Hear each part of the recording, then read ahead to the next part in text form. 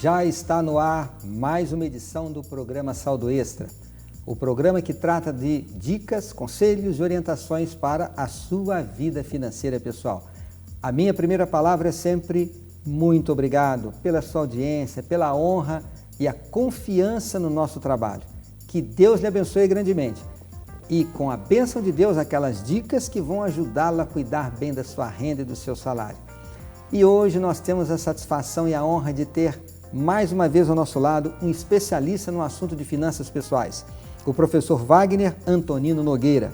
Ele é consultor e educador financeiro, professor universitário em Engenharia Econômica e Matemática Financeira. É sócio da empresa Mercado e Finanças. Fica a dica, quer conhecer um pouco mais do trabalho do professor Wagner?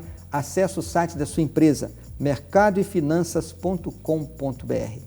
Professor Wagner, mais uma vez seja bem-vindo aqui no Saldo Extra e agradeço por você dedicar o seu tempo precioso a estar ao nosso lado e trazer importantes informações para nós. Um dos temas que eu tenho sempre abordado aqui, aconselhado, é a questão do orçamento doméstico. Com a sua visão de consultor financeiro, como o orçamento doméstico pode fazer a grande diferença no êxito das finanças pessoais? O orçamento doméstico ele é importante, porque, primeiro, eu vou ter uma diretriz a seguir, né? Então, eu vou comprometer meu dinheiro só com aquilo que eu coloquei no orçamento, né?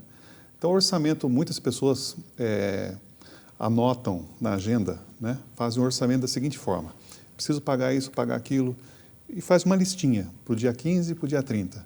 Então, eu observo aquilo ali somente como lembrete para pagamento. Só que eu lembro o seguinte, que o orçamento ele tem que mostrar para você oportunidades, onde eu posso reduzir gastos, onde eu reduzir, onde eu posso colocar isso em investimentos da família. Então é importante, o orçamento doméstico ele tem que ser um orçamento participativo, ou seja, tem que estar o marido, a mulher, os filhos juntos, para que não haja sabotagem, né? No meio do caminho. E o orçamento doméstico ele não pode ser uma promessa de começo de ano, né? Esse ano nós vamos ter nossa vida financeira no azul. Não é assim, o orçamento doméstico é cíclico. Conheço pessoas que querem fazer orçamento doméstico só em janeiro, ou só no final do ano, um exemplo. Mas o orçamento doméstico, para quem não tem ou nunca ouviu falar, pode começar hoje, né? Então, primeiro é colocar no papel tudo aquilo que se gasta, ou as suas receitas, né? Enxergar aquilo como uma oportunidade, como um aliado, não um delator, né? Gastei demais, tem que colocar. Então, o orçamento é aquilo que eu gasto ou aquilo que eu pretendo gastar, versus aquilo que eu recebo. O resultado disso, sendo positivo, é sadio. E qual é a base para realizar esse orçamento? Porque existem contas que a gente paga uma única vez no ano, como o IPVA do carro ou, quem sabe, o IPTU da casa, ou se paga lá parcelado em 3 vezes, 4 vezes. Que base eu trabalho? Eu trabalho com a base trimestral, semestral, anual, ou eu trabalho com uma base mensal, apropriando ali uma parte dessas despesas. O que tem dado mais resultado nas suas consultorias? Não, sem dúvida nenhuma. Eu preciso de um prazo mais curto.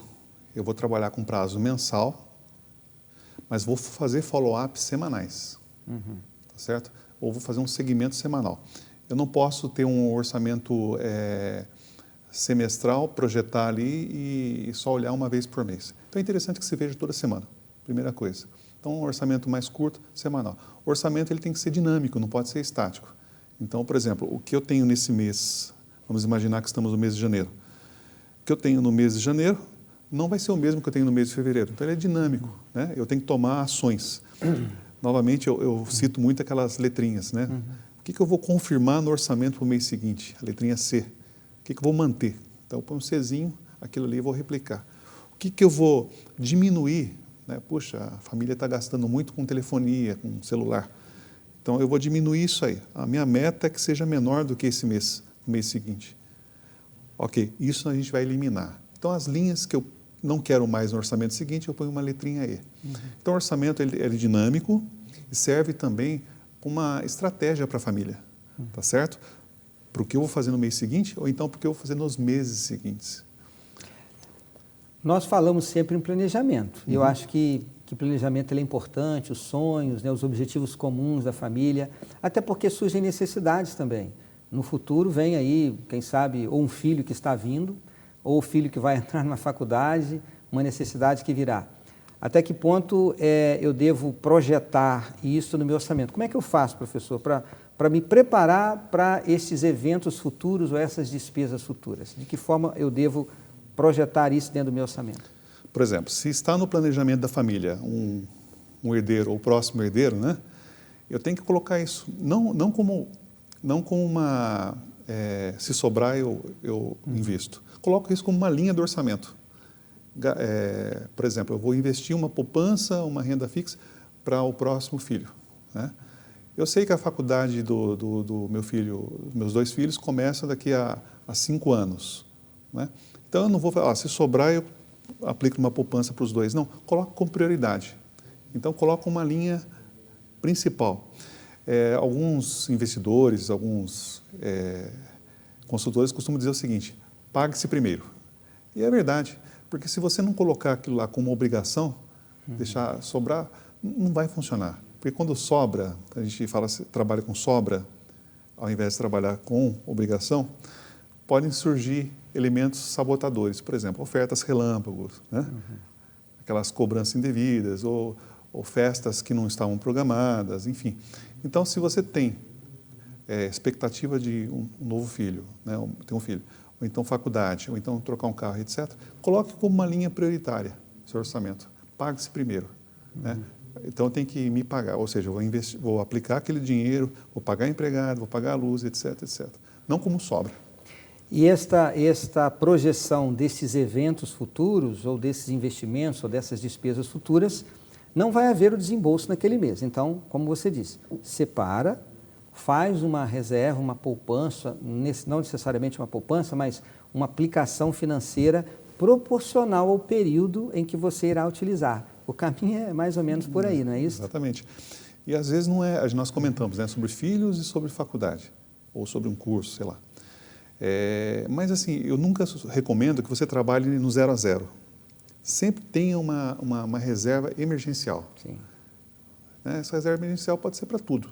Pode ser para um problema de saúde, pode ser para um curso que apareceu interessante, uma pós-graduação, pode ser para uma viagem, de repente, ou para uma questão de saúde.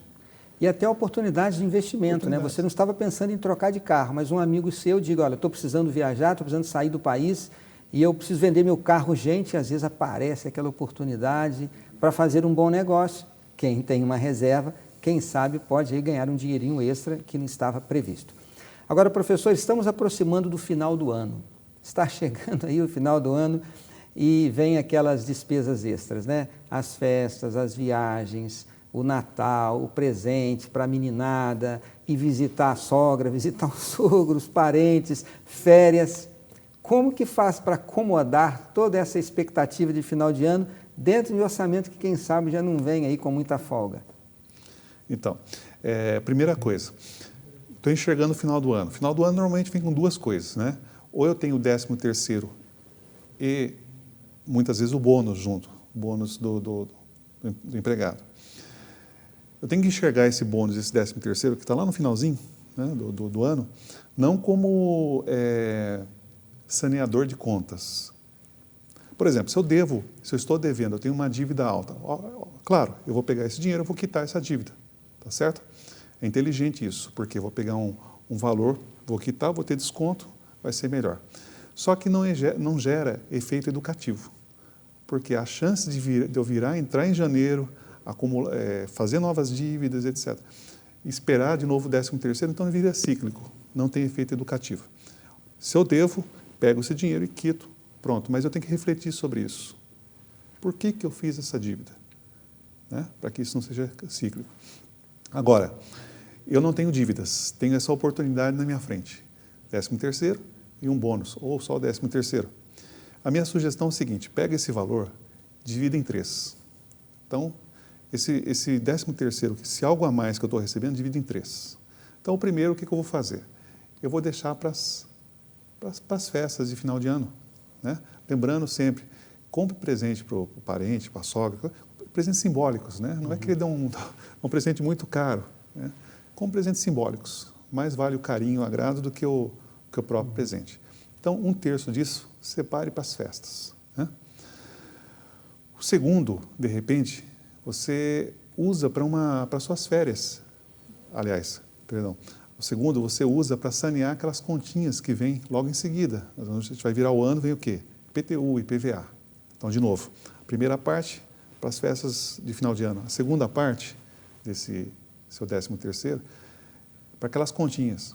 Eu vou receber IPVA, eu vou receber IPTU. Isso não atrasa. Não tem greve de correio que atrase isso. Então, você vai estar de forma inteligente planejando já o seu orçamento do ano seguinte. Eu vou desembolsar isso à vista. Quem paga à vista, paga mais barato. E a terceira parte, guarde para uma emergência ou então para realizar um sonho. Poxa, janeiro, férias, que tal a gente fazer uma viagem? Então, é uma forma sábia. Então, existem 2 perfis, ou eu devo ou eu não devo. Se eu devo, tento quitar a dívida e use como aprendizado para não virar cíclico isso. E se eu não devo, eu tenho essa oportunidade, divido esse algo a mais em 3 aí. E, de forma inteligente, começa o ano no azul. Professor, eu acho que está bem claro para nós, devemos fazer orçamento, conhecer bem a nossa renda, colocar do outro lado a nossa despesa, quantificando essas despesas e depois nós vamos ter um orçamento que equilibre aquilo que eu ganho com aquilo que eu gasto. Ok, isso foi feito, mas agora começa o dia a dia, começa a rotina, o tempo vai passando. Que tipo de controle eu devo utilizar para que este orçamento, essa ferramenta na minha gestão financeira, ela possa produzir os resultados esperados? Mas essa pergunta, professor, vamos responder no segundo bloco. Fica o convite para que você permaneça aqui ao nosso lado. O nosso intervalo, como você sabe, ele é bem rápido e nós estamos aqui esperando por você. Voltamos já.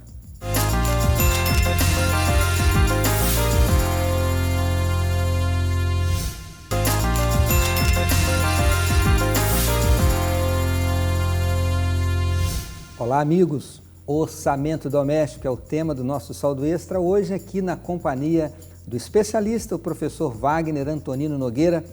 Ele trabalha no mercado financeiro, é professor universitário e está aqui nos ajudando a esclarecer este assunto que nós consideramos uma das prioridades na estabilidade financeira. Antes de continuar com o professor Wagner, você quer se aprofundar um pouco mais sobre o tema do orçamento e de outros tantos assuntos importantes, vai essa dica: adquira este livro da Casa Publicadora Brasileira, Administração Financeira da Família. Está aí na sua tela o site da Casa Publicadora, está aí o telefone, faça o contato, esse livro é bem baratinho e você vai poder encontrar uma ferramenta útil para colocar em prática estes conselhos. Professor Wagner, vamos voltar à temática do orçamento doméstico. Me permita aqui fazer um resumo daquilo que você apresentou para a gente hoje. Orçamento doméstico, identificar a minha receita líquida, vamos trabalhar numa base mensal, identificar todas as minhas despesas, incluir ali as minhas expectativas de futuro, algum evento, algum pequeno investimento, alguma despesa, quantificar isto, né? E colocar ali um pouquinho, fazer uma reserva. E algo importante, né? O orçamento tem que ser feito com o pai, a mãe, os filhos e todos os membros da família, para que todos possam conhecer os limites e ajudar na execução do mesmo. Ok, agora a pergunta que eu terminei aqui, o primeiro bloco, foi: o orçamento está feito, está todo mundo sabendo para onde nós vamos, agora começa a rotina do dia a dia, começa aquela correria, muita gente sem tempo, viagens para cá, viagens para lá, é mãe gastando, é pai gastando, é filho pedindo. Qual a ferramenta que você recomenda para que no dia a dia este orçamento ele seja avaliado, ele seja analisado e ele produza os resultados esperados? Falou uma coisa interessante, no dia a dia, né? Ferramentas são várias, eu posso usar desde uma coisa simples até uma planilha de Excel, um software. Eu falo muito do caderninho, caderno é suficiente, mas ele tem que ser um acompanhamento direto. Como assim direto? Ali, aquele orçamento que eu coloco no caderno, eu vou acompanhar dia a dia. Vou fazer um follow-up semanal, vou fazer um fechamento semanal, mas a sugestão é que você acompanhe dia a dia. Como assim? Normalmente nós pagamos nossas contas ou com débito automático, né? Você recebe o boleto, você tem ali o boleto na sua frente. Ou você paga com cartão de débito ou de crédito, daí você tem o quê? Os comprovantes. Eu, particularmente, uso um caderno também. Então, o que eu faço? Recebo minhas contas, faturas, tickets de cartão de crédito ou de débito automático, todo dia coloco dentro de uma caixinha, uma caixa mesmo, caixa de presente que eu coloquei lá, coloco ali.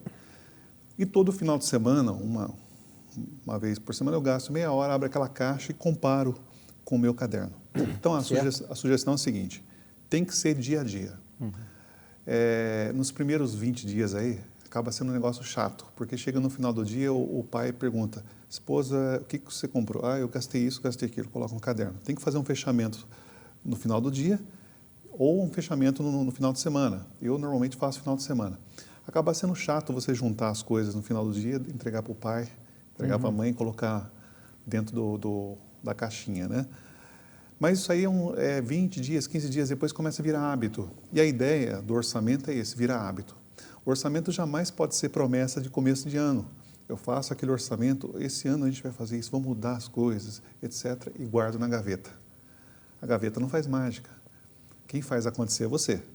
Então a recomendação é, acompanhe dia a dia. Se você já tem esse hábito, pode fazer o fechamento semanal, mas dia a dia, pegue aquelas notinhas, recibos ou apontamentos, faça busque na memória, né? Nossa, de manhã, às vezes até pessoas que a gente dá dinheiro na rua, no semáforo, anote tudo isso, porque esse dinheiro saiu de alguém, saiu do seu bolso. Coloque isso num papelzinho, guarde na caixinha. No final de semana você vai juntar tudo aquilo e colocar no caderno. Lembrando, esse é o controle. Cheguei no final de semana, percebi que tudo aquilo que eu guardei tirou um pouquinho fora do controle, na semana seguinte eu já tomo ação. Tá certo? Se tiver abaixo daquilo que eu planejei, ótimo. Está caminhando o orçamento da família. Um primeiro passo, então, é organizar as contas. Exato. Então, eu preciso entender que os recibos, as notas, elas precisam ser guardadas. Pode ser que hajam despesas que são debitadas automaticamente lá no banco, mas eu guardo ali aquele recibo que eu recebi, aquele comprovante. Agora, existe tanta coisa que a gente paga que não tem nota, né, professor? É um lanchezinho na rua, é uma ajuda que a gente dá para alguém, é um estacionamento, os flanelinhas que tem por aí. É importante, então, ter próximo uma caderneta, uma caneta para ir anotando. E depois, então, vai agrupando essas despesas diariamente ou semanalmente e no final do mês junta tudo. Qual é a periodicidade, professor, para fazer isso? Porque a gente tem que fazer com que isso seja algo prazeroso, não pode ser uma coisa estressante, estafante. Qual é a periodicidade que você recomenda esse controle? Fazer isso permanentemente ou fazer um mês e depois passa alguns meses, faz de novo e vai comparando e fazendo os ajustes? O que você tem observado? Eu acho que para quem não tem orçamento, como o objetivo do orçamento é criar hábito, né? Um hábito saudável. Às vezes, quando a gente vai falar de números, né? Principalmente na família, o pai, que normalmente é o chefe da casa, ele vai querer participar disso com o maior prazer. Mas normalmente o filho não, ou a esposa um pouco menos, enfim. Para criar esse hábito tem que ser dia a dia. E quando você cria hábito, isso funciona de forma automática. Eu conheço pessoas que pediam um recibo, ia comprar um sorvetinho, me dá uma notinha, e guardava no bolso, no final do dia jogava na caixinha, lá como eu faço. Hoje já tem o celular para você anotar, né? Você anota no próprio celular. E é um exercício interessante também, para aquele que não anota no celular, nem no recibo. Chegar no final do dia, você buscar na memória tudo aquilo que ocorreu no dia inteiro. Paguei não sei o quê. Tá. Passa a ser automático, mecânico. Não é uma coisa estafante. Eu tenho que falar de finanças, tenho que fechar o dia de finanças. Não, para isso é o hábito, né? Só que se você fizer um mês, não fizer outro, é como ir na academia. Você paga a matrícula, vai uma semana, falta outra, você não... Então, às vezes eu até escrevo muito isso, né? Você não deve esperar ficar sarado para ir na academia. Você vai sempre, né? Para buscar uma saúde física. E orçamento é a mesma coisa. Se eu quero uma saúde no meu orçamento daqui a um ano, daqui a 2 anos, eu tenho que trabalhar passos de formiguinha todo dia. No começo é chato. No começo a academia dói o corpo, né? Depois vira prazeroso, eu começo a adquirir os benefícios daquele exercício. E o orçamento funciona da mesma forma. Tem que ser cíclico e acompanhar de perto. Eu quero acrescentar a isso aqui 2 dicas. A primeira, como o professor falou, você pode usar o seu celular. E fica a dica aí, se você tem um smartphone, existem alguns aplicativos gratuitos. Procura lá controles e despesas.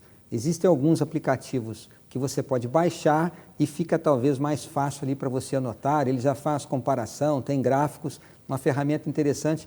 Eu não uso isso com muita frequência, mas fica essa opção para você que gosta de ter o smartphone sempre à mão. E além daquele que nunca fez orçamento e que deve começar a implementar isso de imediato, fica a dívida daqueles que estão apertados financeiramente, que estão com dívidas. Faça isso já.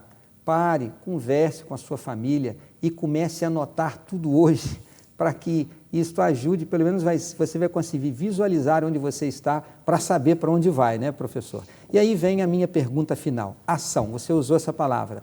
Bom, fez o orçamento, controlou, percebeu-se que existem dificuldades. O que fazer para mudar a situação ou ajustar as despesas para que elas sejam compatíveis com a receita?